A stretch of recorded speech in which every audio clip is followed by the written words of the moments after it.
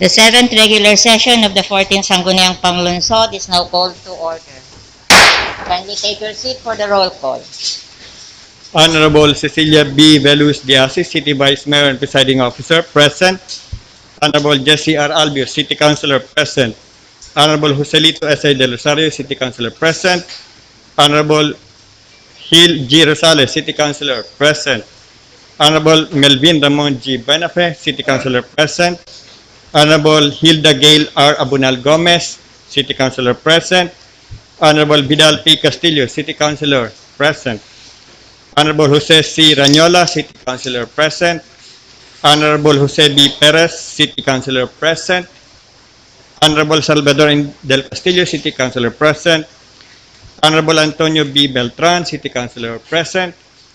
Honorable Maria Corazon M. Peñaflor, Liga ng mga Barangay President and ex-officio member, present. And Honorable Mary Kyle Francine B. Tripulca, Sangguniang Kabataan Federation President and ex-officio member, absent. Madam Chairman, there's a quorum. Okay. Next item. Prayer. In the name of the Father, of the Son, of the Holy Spirit. Dear Lord, as we deliberate in today's session, give us the wisdom to overcome passion. Give us the wisdom to overcome passion. Give us that understanding heart to do away with prejudice. Give us the understanding heart to do away with prejudice. Give us the foresight to know what the future may devise. Give us the foresight to know the future in Christ. Give us the courage and strength to seek the truth and what is good. Give us the courage and strength to seek the truth. Give us the facility of language that we may be understood.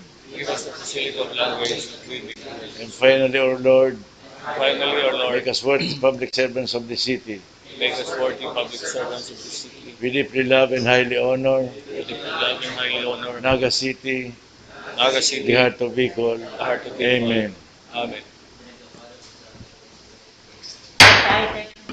Pambansang awit. Ang pambansang awit ng Pilipinas. Handa, awit. Bayang mag-ilim, Alam ng puso, sa libig mo'y buhay, lupang hinirang, tuyan ka lang magiging sa manlulupi. Di ka pasisi, sa lahat sulok, sa simot at sa langit mo'y pugaw, may nilagang tula at tawid sa bangay na minamahal, ang isip ng wakaw at mo'y tagumpay na natin. Ang bituin at araw niya kailan pa may pagdidilim, lupa ng araw ng walang ating pagsinta, buhay langit sa piling mo. Kami ligaya ng pag may mga api, ang mamatay ng dahil sa'yo. Again, good morning. We'd like to acknowledge and welcome the presence of the Sangguniang Bayan of Cabusao, Camarines Sur, headed by their Municipal Vice Mayor, Honorable Jose Gil A. Aguilar Jr. And the councilors, Honorable Christopher B. Candelaria, Honorable Cherry Lu Ong, Honorable Jerry Aguilar, Honorable Samuel Prado, Honorable Michelle Iborde, Honorable Gabriel Hernandez, Honorable Jaime Tolentino, Honorable Ronald San Diego, Honorable Nemel Santiago, their Liga President, Honorable Vanessa Luis O. Santiago, SK Federation President, SB Secretary Juby Piamonte, and their trainers for their two-day training, Mr. Jose Armenta, Mr. Terso Apungol, and Mr. Rolly Nino Franco. Okay. Good morning and welcome to the session of the Sangguniang Panlungsod of Naga. Next item. Privilege time. Anybody who'd like to avail of the privilege time of Honorable Attorney Gil Rosales?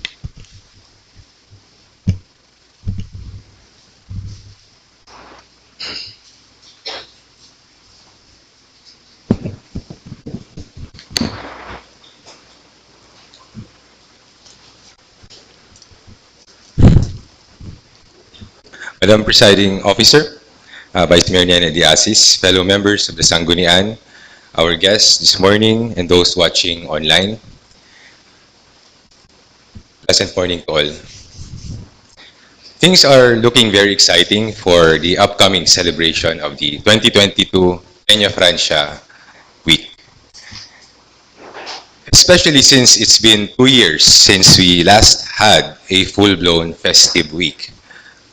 Data, however, from the Solid Waste Management Office shows that this week-long celebration produces up to 250 tons per day of garbage collection, more than double the average regular garbage collection of 95 tons per day, thus becoming a source of vast amounts of waste, with many fiesta participants unaware of its grave impact to our environment. Ang basura po, saro sa mga dakulang ginagastusan kan syudad, bako lang pag fiesta, pero all throughout the year.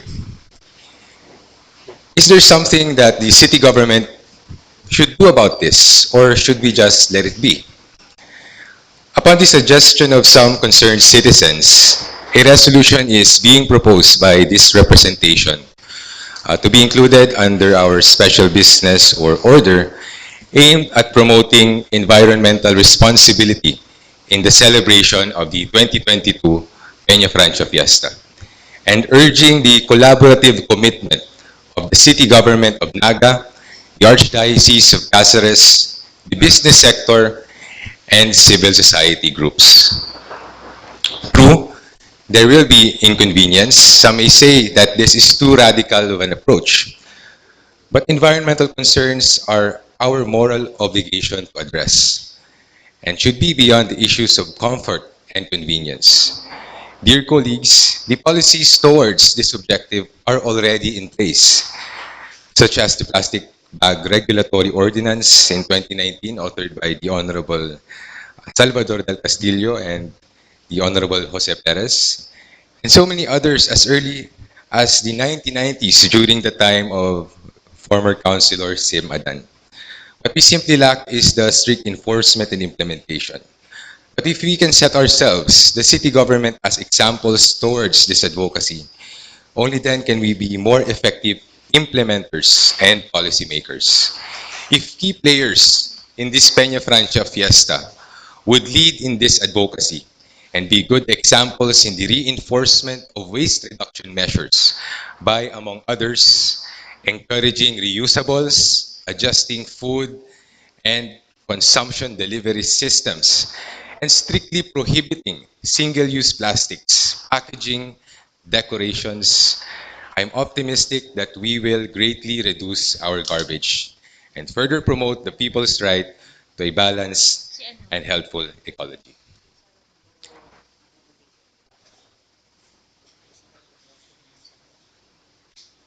Thank you, Honorable Rosales.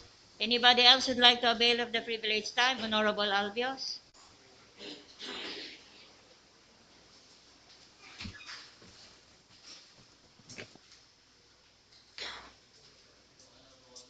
Velus de Asis, City Vice Mayor, and Presiding Officer of the 14th Sangguniang Panlungsod, esteemed colleagues in this August chamber, our guests at today's 7th regular session, the honorable members of the Sangguniang Bayan of Cabusao, Camarines Sur, headed by Municipal Vice Mayor Jose Gil Aguilar Jr., viewers from the live media, fellow workers in government, ladies and gentlemen, a pleasant morning. During the past 5 days, this humble representation received inquiries and complaints from concerned consumers fresh meat vis-a-vis the current price of live pig ranging from 130 to 160 per kilo and the price of fresh pork ranging from 320 to 360 per kilo in Naga City. For instance, the price of liempo from August 8 until August 15 in the People's Mall was pegged at 300 pesos per kilo, as per our monitoring as well as that of the Market Enterprise and Promotions Office. Compared to the current prices outside Naga City, ranging from 260 to 300 pesos per kilo of fresh pig meat. In my inquiries with the city's MEPO head, Mr. Ramon Florendo, he informed this representation that in the municipality of Magarao, for instance, the fresh pork is being sold at 260 pesos per kilo. Among the functions of the Committee on Consumer Protection are responsible for formulating the measures that deal with the protection and well-being of consumers in Naga City. Number two is creating an efficient complaint mechanism to investigate and assist the consumers on their problem.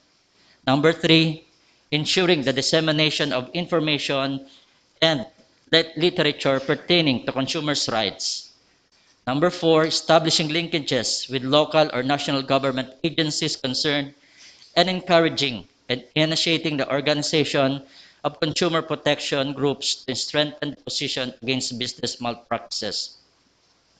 On the other hand, the Naga City Price Coordinating Council is mandated to strengthen the role of local price coordinating councils, to coordinate and rationalize programs, and to stabilize prices and supply of member agencies in the city. In the past 3 years, the Committee on Consumer Protection and the Naga City Price Coordinating Council, formerly headed by our very able colleague, Councilor Jose Perez, as committee chair and executive director respectively, together with its implementing agencies, have been dedicated in monitoring and ensuring reasonable pricing on consumer goods and basic commodities, and have also been upright in implementing the laws to protect consumer rights. While awaiting for the executive order constituting the Naga City Price Coordinating Council from the office of the city mayor, this representation as the chairman of the Committee on Consumer Protection is giving assurance to the public, particularly to our beloved Nagueños, that we shall look into this matter with urgency. With this, Madam Chair, I wish to inform this August Chamber that the Committee on Consumer Protection will be having a committee hearing on Friday, August 19, 2022 at 2 o'clock in the afternoon with invited guests from the Department of Agriculture, Regional Field Office 5, the National Meat Inspection Services Region 5, from the Naga City Market Enterprise and Promotions Office, representatives from the Naga City Fresh Meat Vendors Association, the Naga City Abattoir, and the Naga City Agriculture Office to address the concerns that were brought to our attention. In addition, we would also meet and coordinate with the provincial caretaker of the Department of Trade and Industry in Camarines Sur, Mr. J. Percival Ablan, for the monitoring of school supplies and other basic commodities, especially during the forthcoming Peña Francia Fiesta. We look forward to everyone's cooperation in ensuring the protection of the welfare and rights of our Nagueño consumers. Ang sa tuyang padagos na pag-asigurar sa lambang Nagueño kang marhay na serbisyo kan sa indong mga elihidong opisyales sa pangingenot kan sa tuyang mahigos asin maaasahan na alkalde, Mayor Nelson Ligacion, Vice Alkalde, Vice Mayor Nene Diasis, asin ang mga malalauman sa serbisyo ng mga miyembros kan 14th Sangguniang Panlungsod. Sa liwat, maray na aga, asin Diyos mabalos po. Thank you, Honorable Albios. Baka pwede bali mo naman ang presyo kang manok sa kudsubok na naglangkaw naman. Anybody else would like to avail of the privileged time? None? Next item. We acknowledge the presence of the Honorable Mary Kyle Francine Tripolca. Next item. Reading and approval of the order of business. Honorable Salvador Madam del Chair. Castillo. I move to dispense with the reading of the order of business and move for the inclusion of the following special business order. The request of the City Mayor for the passage of a resolution endorsing Mr. Elmer Santo Domingo of the Naga City People's Council as a representative to the Regional Development Council. Still under honorable responsibility in the celebration of the 2022 Peña Francia celebration. Under unfinished business, The committee report of the Committee on Appropriations. Still under unfinished business, Madam Chair. The committee report of the Committee on Barangay Affairs. The committee report of the Committee on City Properties and jointly with Market Affairs. And last committee report, Madam Chair, the report of the Committee on Laws, Ordinances, and Reorganization, together with the Committee on Women and Gender Development. And last, under new business, the proposed ordinance, authored by the Honorable Del Rosario, co-authored by the Honorable Gomez, Abunal Gomez and Buenafe and Rosales, entitled An Ordinance Amending Certain Sections of Ordinance Number 2019-024, otherwise known as the Anti-Sugi Discrimination Ordinance of Naga City. With the inclusion, Madam Chair, I move for the approval of the order of business. Honorable Del Rosario. Thank you, Madam Chair. May I request the Honorable Chairman of the Committee on Rules that item number 11, the proposed ordinance on the LGBTQ welfare desk, be transferred as annexed to item number 11 of the unfinished business. It's part of the committee report of the Committee on Committee report. Laws and Ordinances and Women. So Madam this is included under your committee. Chair. Laws and Ordinances and Women, Madam Chair. So, Madam Chair, if it is one of the subject matters of the committee report, then should be under unfinished business as an adjunct to the committee report of the Committee on Laws, Ordinances, and Reorganization, together with the Committee on Women. Honorable Ranyola. On rules, may I ask permission that item number 10 of unfinished business be transferred to SBO, item number 7. An endorsement dated 12/2022 from His Honor the City Mayor requesting for an authority to enter into a memorandum of understanding with the Department of Health, Camarines of Treatment and Rehabilitation Center Intensive Outpatient Program relative to the extension of the implementation of Intensive Outpatient Program of person who uses drugs. So from New business, to unfinished business? SBO 7, number 7. If it's an urgent matter, Madam Chair, then we will transfer it from new business to special business. Unfinished business? Thank you, Madam Chair. Item number? 7. The last item of SBO. Item SBO. So any other inclusion to the agenda? So None. with the inclusion, Madam Chair, and adjustment of our calendar of business, I move for its approval. Any second? The agenda with the following inclusion is now approved. Next item? Reading and approval of the minutes of the previous session. We have 1 minutes of the second regular session of the 14th Sangguniang Panlungsod held on July 12, 2022. Honorable Del Castillo. The reading of the minutes of the second regular session of the 14th Sangguniang Panlungsod and move for its approval. Any second? Okay, approved. Thank you, Madam Next Chair. item? Special business order. Proposed resolutions, 27 in numbers, authored by Honorable Hilda Gail Abunal Gomez, congratulating and commending certain students at the Naga City Montessori School with 20, and Ateneo de Naga University Junior High School, 1 student for winning awards in the international academic competitions. Honorable Gail Abunal Gomez. Thank you, Madam Chair. May I move for the passage of 21 resolutions congratulating and commending students from Naga City Montessori School and 1 student from Ateneo de Naga University Junior High School for, again, winning awards in international academic competitions.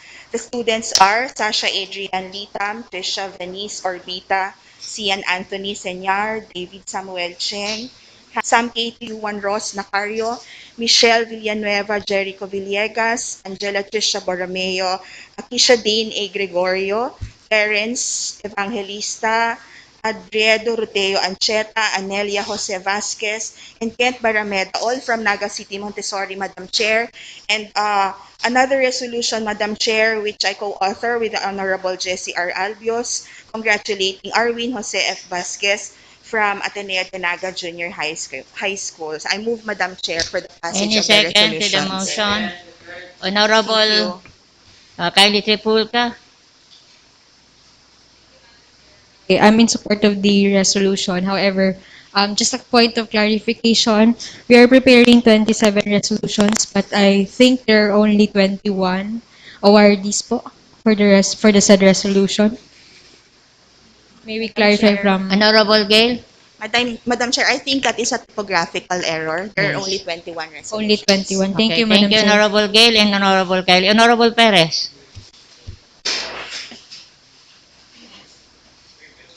Hello. Thank you, Madam Chair. Um, it is heartening to note po na sige ang dagdag ng mga awardista, and it's a great honor being brought to the city. And accordingly, we have been giving them the proper commendation and praise emanating as such from this honorable body. Ngunyan po, nagkaroon na nga ni, it becomes ministerial every session and every Monday when we get to award those certificates.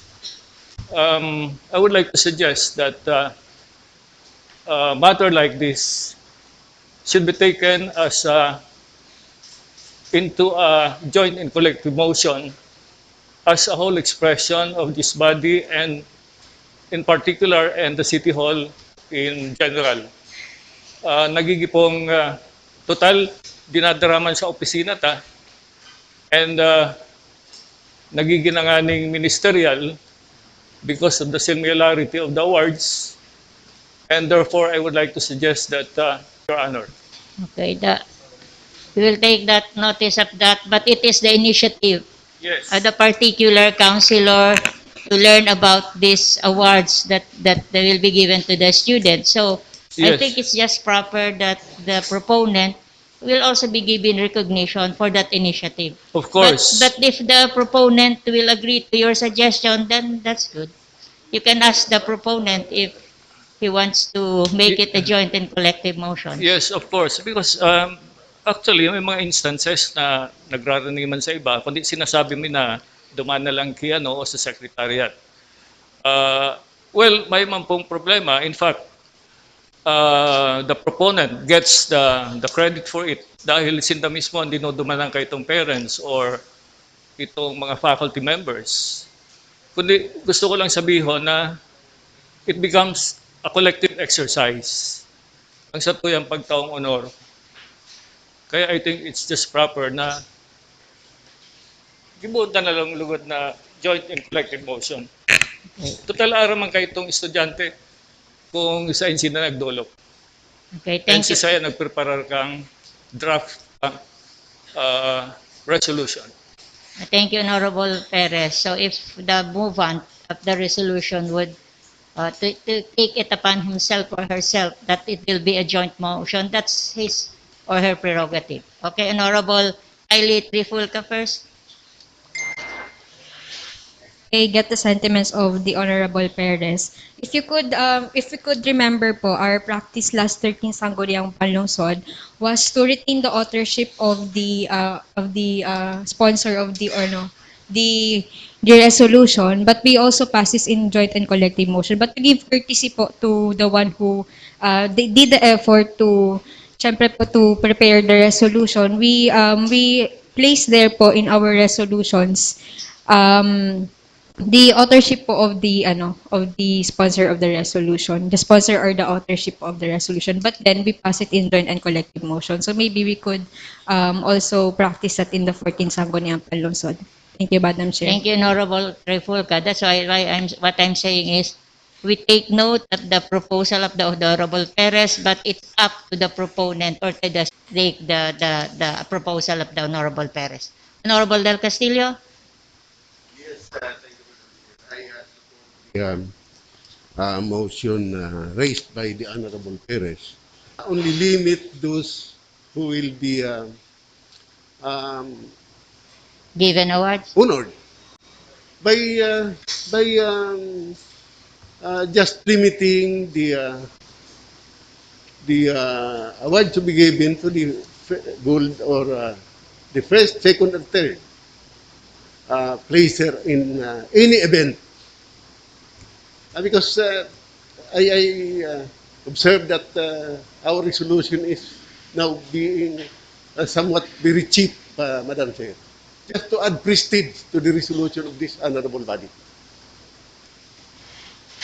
So we take that also in consideration, but Yes, in addition to the observation of the honorable Paris, Madam Chair. addition. So can we take that up in our committee under committee on rules, so that we will have we will make the necessary corrections to the motions. Honorable Gaila Bonal Gomez?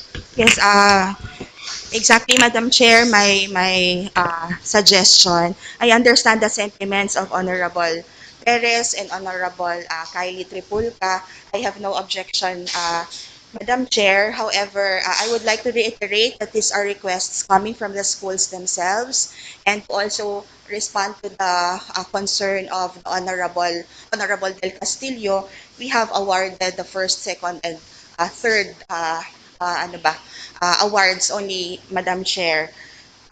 If that is the case, Madam Chair, because the schools directly go to us, if that is the case, Madam Chair, then perhaps we could add that up in the rules. Ask the schools to go directly to the Secretariat. The Secretariat now prepares the resolution. That would be fair enough, Madam Chair. Okay, thank you, Honorable Gail Bonal Gomez. So any other suggestions? None? Next item.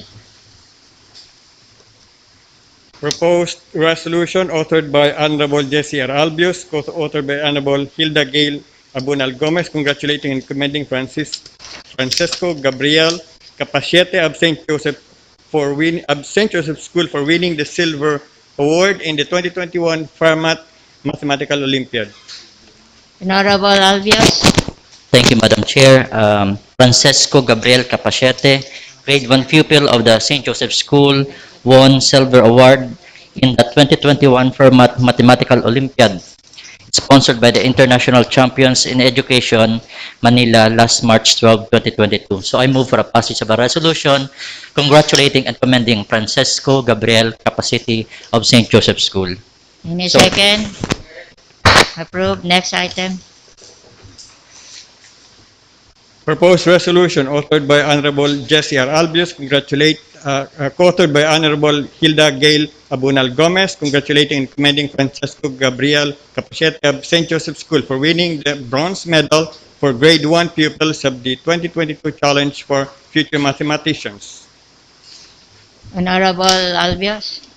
Thank you, Madam Chair. In the essence of time, items 3 and 4 pertains to the same tournament where Francesco Gabriel Capachete, grade 1 pupil of St. Joseph School, and Miguel Antonio Lapos, grade 5 pupil of St. Joseph School, won bronze medals in the 2022 Challenge for Future Mathematicians, sponsored by the Mathematics Trainers Guild Philippines last April 13, 2022.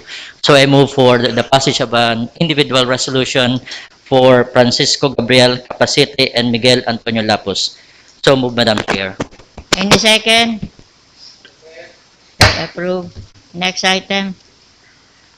Before that, for the take night, po bagang pagkataon ng natataan pa lang si first three.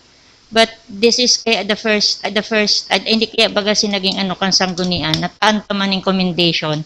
lubos na mga eskwelahan na dahil lang sila ma-recognize kang school for their excellence in that field, but para mairaman maninda na ang buong syudad ng Naga is proud of them. Kumbaga, this is my personal sentiment. So, I think we should give honor to the students na nag-exert and to the school na nag-exert ng effort man para magkagawa ng araw kaya ng mga award. That is my take to the proposal of the other members. So, next item.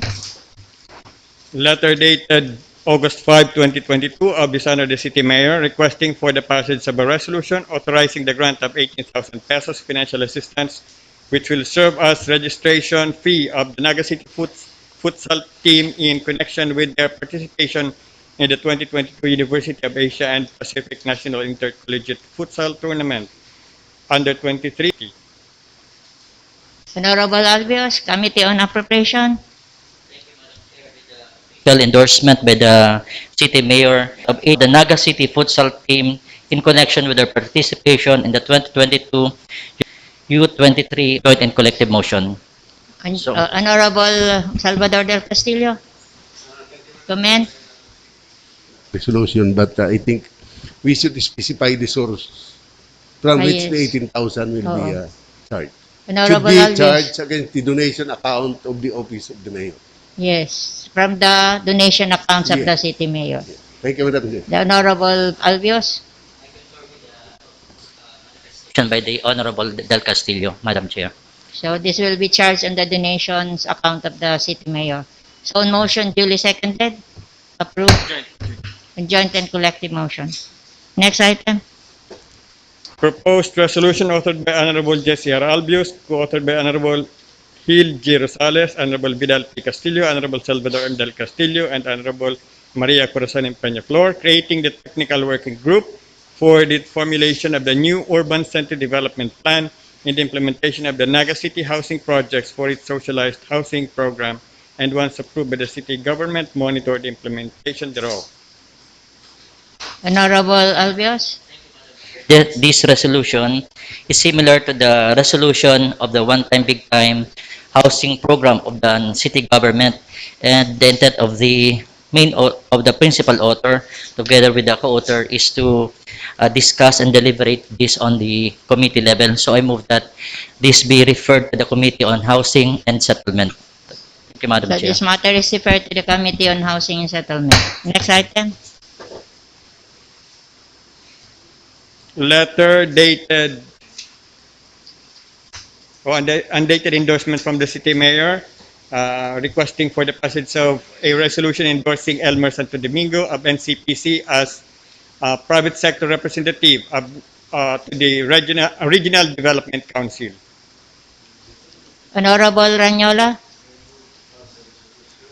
Authorizing the city mayor to enter into a memorandum of Ay, understanding. dahil pa po, Honorable Ranyola, ito pa pong saro pa po. Sige, okay, Honorable Del Rosario. It is included in the rules of the Regional Development Council that private sector representatives be properly acknowledged. So as far as Naga City, we have to send a resolution concurring to the request of the city mayor to ask Mr. Santo Domingo to be our official private sector representative. So on joint and collective motion, Madam Chair. On joint and collective motion, approved. Next item. Resolution authored by Honorable Gil A. Rosales entitled "A Resolution Promoting Environmental Responsibility in the Celebration of the 2022 Peña Franco Festival by reinforcing waste reduction measures and urging the collaborative commitment of the City Government of Naga, the Archdiocese of Cáceres, business sector, academe, and civil society groups in the City of Naga." Honorable Rosales. In addition, Madam Chair, to what I've discussed in my privileged speech, in the resolutory clause, may I request that the resolution show the resolutory portion is an authority to be given to our city mayor to enter into collaborative undertakings, probably a memorandum of agreement with the key players during Peña Francia Fiesta, the Archdiocese, perhaps the MNCCI, the Council Chamber, academe, civil society group, if only to realize the purpose and intent of this resolution. And another resolution, uh, another part of the resolutory clause, that the Solid Waste Management Board is further requested to convene immediately to lead in formulating advocacy measures aimed at strengthening the enforcement of existing laws and ordinances on environmental protection, especially in time for this 2022 Peña Francia Fiesta. This resolution, Madam Chair, is the document which would be the basis to call for stronger advocacy campaigns for environmental protection, especially for this Peña Francia Fiesta. And I so move, Madam Chair, for its approval. Okay, second, Julia. The first endorsement dated August 12, 2022 from His Honor the City Mayor requesting for an authority to enter into a memorandum of understanding with the Department of Health, Camarines Sewer Treatment and Rehabilitation Drugs. Honorable Ranyola. May move that we pass a resolution authorizing understanding between the Department of Health, Camarines Sewer Treatment, Rehabilitation Center, Intensive Outpatient Program, and the City Government of Naga relative to the extension of the implementation of Intensive Outpatient Program of persons who uses drugs. Uses drugs. I so move, Madam Chair. Any second? Okay, approve. Thank you. Next item. Unfinished business. Letter dated August 9, 2022 of the Acting Secretary to the Sangguniang Panlungsod inviting the members of the Local Finance Committee of the City Government of Naga to the regular session on August 16 to answer queries from the honorable members. Are the members of the Finance Committee present? Only the acting city accountant is here. How about the other members? Honorable Del Castillo. Local Finance Committee, I move that we calendar this to the next, on the Next session. regular session, Madam Chair, because I want to be educated by the Local Finance Committee on the term undeclared surplus. Okay. Thank you. But also based on the information given by the city accountant, that was not the word she used when she forwarded the message to the Finance Committee. So next session. Thank you, Ma'am Ruby. Next item. Committee report of the Committee on Games and Amusement for the hearing held on August 11, 2022. Honorable Ranyola, Chair of the Committee on Games and Amusement. Ika na ang educate, ano? Of this report, Your report is acknowledged. the Committee on Games and Amusement was conducted last August 11 with quorum, Madam Chair. There was only one topic discussed, letter dated July 20 to 22 of Mr. Nelson Ribanal, applicant, Carnival with Peria, applying for a permit to put up a carnival on a vacant lot in front of Bombo Radio, Barangay Tabuco, Naga City, starting August 15 to September 30, 2022. May I go directly to the disposition, Madam Chair? On motion of Honorable Jesse Albios, seconded by Honorable Antonio Beltran, the committee resolved to recommend to the Sangguniang Panlungsod to pass a resolution approving the application of Mr. Nelson M. Ribanal, applicant Carnival with Peria, for permit to operate at the vacant lot in front of Bombo Radio, Barangay Tabuco, Naga City, starting August 15 to September 30, subject to the submission of all documentary requirements and payment of the fees. I so move, Madam Chair. Thank you, Honorable. Any second? Second to the... Thank you, Honorable Ranyola. Honorable Del Rosario. Just a clarification, Councilor Ranyola, sir. Yung ginagrant natin permit August 15 to September 30. I understand August 15 to end of the month ba? September 30, Kasaugma. sir. August 15 to September 30. No, 25 euro. I think that is 25. Kasi yung iba po, mga nag-grant pero not September 30. So mas marami na po itong uniform. We'll see the record, Madam Chair. Paki-check na lang siguro sa Check na lang sa record. Thank you, And Madam also to make sure na mayo pa itong ano to, bakong pinagbawal taman itong during yung mga perya itong Yeah, ano ba ito? it was emphasized to them that gambling there is prohibited. No gambling Yeah. sa loob po ang perya. The chief of police was with us during the committee hearing. Just make sure na mayo pong gambling sa loob ng perya. Thank you, Honorable Ranyola, for the report. Next item. Committee report of the Committee on Land Use for the hearing held on August 9, 2022. Honorable Del Castillo, Chair of the Committee on Land Use.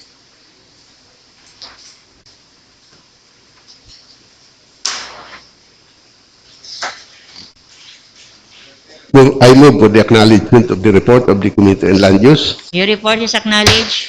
Thank you, Madam Chair. This is the committee report of the Committee on Land Use held on August 9. Item number 1 is letter dated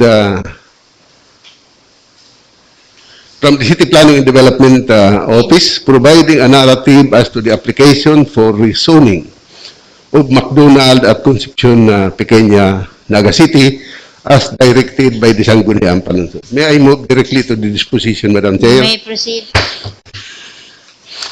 A motion of Honorable Rosales, seconded by Honorable Buenape and Mr. Barbolino, the committee resolved to recommend to the Sangguniang Panlungsod to direct the SP Secretary to refer the matter to the City Legal Officer to seek legal advice as to what action we will take on the matter.